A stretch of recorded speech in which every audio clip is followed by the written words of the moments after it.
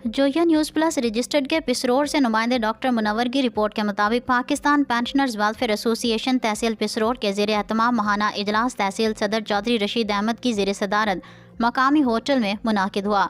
इजलास में पेंशनर्स की कसीर तादाद ने शिरकत की। तहसील सदर चौधरी रशीद अहमद ने अपने खिताब में शुरका का शुक्रिया अदा किया और बिलखसूस सबसे ज़्यादा बुजुर्ग पेंशनर जनाब सैयद काजिम अली शाह, लुकमान खान लोधी और सैयद शाहिद गिलानी की शिरकत पर उन्हें खुश आमदीद कहा। इजलास से मोहम्मद इकबाल, मोहम्मद असलम खोखर, अनवर बेग, काजिम अली शाह, चौधरी नेमत अली ने खताब किया। इजलास में मुत्तफ़िका तौर पर करारदाद पास की गई जिसमें हुकूमत से मुतालबा किया गया कि बिजली और गैस की कीमतों में इजाफे की वजह से महंगाई में होशरबा इजाफे के सबब पेंशन में कम अज़ कम 35% का फौरी इजाफा किया जाए।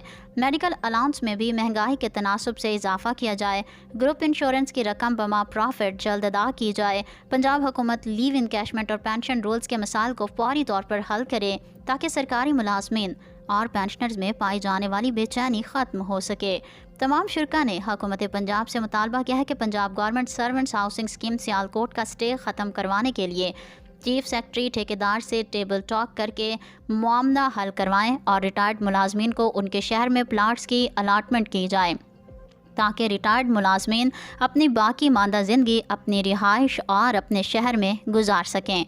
इजलास में Pakistan pensioners welfare association Sialkot के ज़िला क़यादत और सूबाई क़यादत की काविशों को भी सराहा गया।